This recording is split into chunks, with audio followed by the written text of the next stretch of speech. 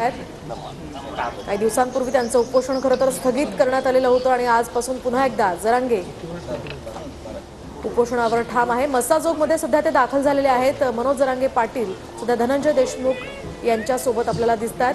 तर या ठिकाणी ते काय भूमिका मांडतात ते पाहणं आता अतिशय महत्त्वाचं असणार आहे। संतोष देशमुख यांच्या मृत्यूला 2 महिने उलटून गेले तरी सुद्धा आरोपींच्या संदर्भात काही ठोस निर्णय होत नाहीये। त्यामुळे धनंजय देशमुख यांनी वारंवार आपली भूमिका स्पष्ट केली आहे। लवकरात लवकर आरोपींना फाशीची शिक्षा द्यावी अशी मागणी देशमुख कुटुंबीय करतात। त्या पार्श्वभूमीवर आता जरांगे पाटील देशमुख कुटुंबाच्या भेटीला गेलेले आहेत।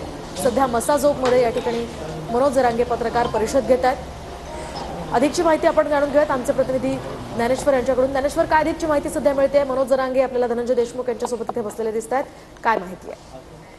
निश्चित मोहिनी आपण बघतोय मस्साजोगचे सरपंच संतोष देशमुख यांच्या हत्येनंतर सुरुवातीपासून जे जरांगे पाटील देशमुख कुटुंबियांच्या सोबत आहेत। आज ते मस्साजोग येथे आलेत। संतोष देशमुख यांचे बंधू धनंजय देशमुख यांच्यासोबत चर्चा करतात। खरं आपण बघितलं तर 25 फेब्रुवारी रोजी अन्नत्याग आंदोलन करण्याचा इशारा गावकऱ्यांनी दिला होता। त्या अनुषंगाने जे आहे ते मनोज जरांगे पाटील चर्चा करणार आहेत आणि आपल्याला सगळ्यांना माहिती आहे की ज्या पद्धतीनं धनंजय मुंडे व सुरेश दस यांची भेट झाली होती, त्यानंतर मनोज जरांगे पाटील जे आहे ते पहिल्यांदा जे आहे ते मस्साजोग येथे येणार आहे आणि गावकरी कुटुंबियांची भेट घेणार आहे आणि पुढील आंदोलनाची दिशा करायची का नाही याबाबत जरांगे पाटील जे ते गावकऱ्यांना मार्गदर्शन करू शकतात। अगदी नक्कीच ज्ञानेश्वर, आपण या संदर्भातले अपडेट्स देत राहा। तुर्तास आपण पाहतोय देशमुख कुटुंबियांच्या भेटीला मनोज जरांगे गेलेले आहेत। अगदी काहीच क्षणामध्ये ते माध्यमांशी संवाद साधतील। कुठून